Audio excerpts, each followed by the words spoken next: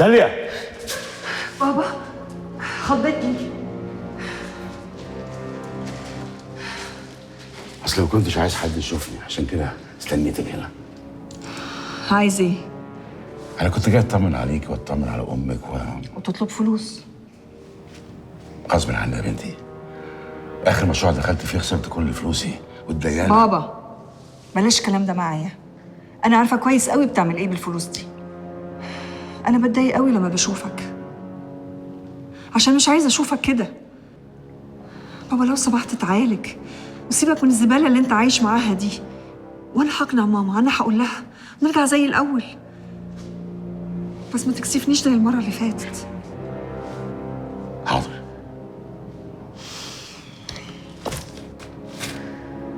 مش معايا غير دول.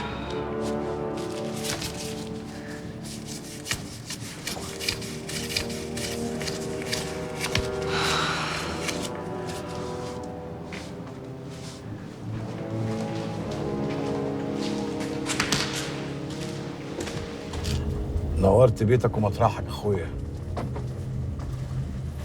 ما كنتش مصدق انك انت هتجيبني بنفسك لحد هنا. ليه بتقول كده يا كبير؟ ده حتى القصر اصلك رحيم. ولما انت عارف كده خرجت اهلي منه ليه؟ انا قلت لك يا رحيم، انت في حاجات كتير ما تعرفهاش. يرضيك يعني؟ يرضيك اخوك يمد ايده عليا قدام عيالي ومراتي؟ يرضيك يا رحيم؟ طب وليه خليت رحاب تنقل القصر باسمك؟ هي اللي طلبت اخويا، حتى اسالها. احنا خفنا يعني بعد ما اتقبض عليك يحجزوا على ممتلكات عيلتك كمان. بتشوف امينه؟ امينه؟ امينه مش فيهاش ليا سنين. ساعة ما اتجوزت اخوها ما اعرفش عنها اي حاجه. نورت يا رحيم.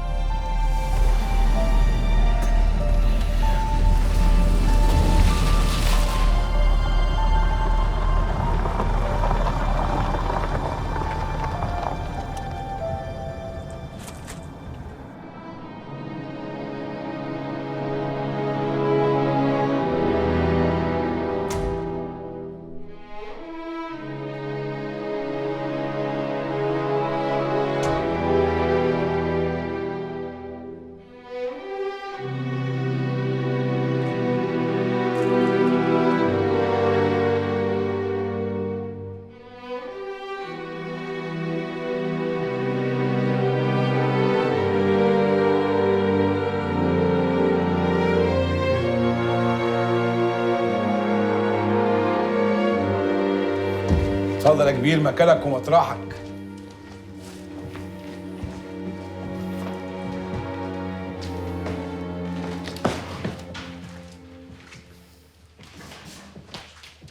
ارحاب. ايوه يا سيد، في ايه؟ تعالي شوفي مين عندنا النهارده. مين يا اخوي؟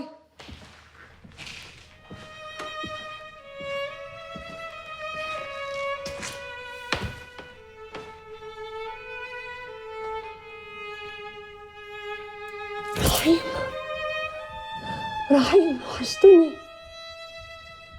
وحشتني قوي يا اخويا، وحشتني. ازيك يا رحاب؟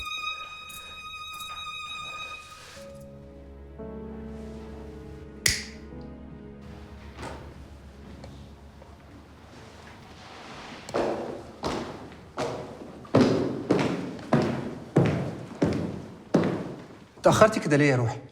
شغل. ولا يهم. ايه رأيك في العشاء؟ حضرتهولك بنفسي. تعالى حبيبي، عايزاك في موضوع مهم. خير. اتفضلي يا روحي.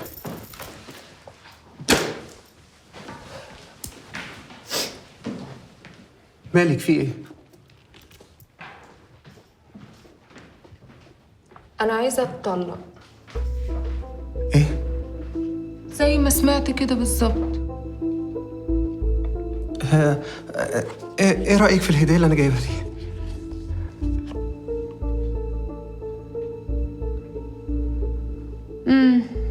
حلو.